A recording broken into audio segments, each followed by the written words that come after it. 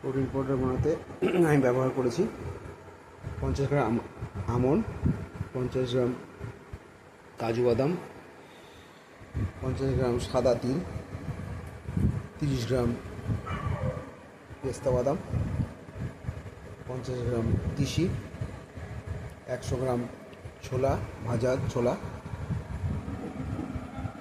100 গ্রাম oats, 100 গ্রাম soybean বীজ, 30 গ্রাম আখরোট, 30 গ্রাম চালমগজ, 50 গ্রাম sunflower seed, 50 গ্রাম চীনাবাদাম, 50 গ্রাম পামকিন সিড মিষ্টি কুমড়োর বীজ দানা।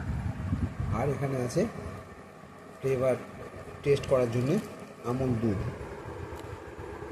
এবার এগুলোকে ভাজতে হবে, হালকা আছে ভেজে ডাস্ট করতে হবে, ডাস্টের মধ্যে আমুল দুধটা মেশাতে হবে।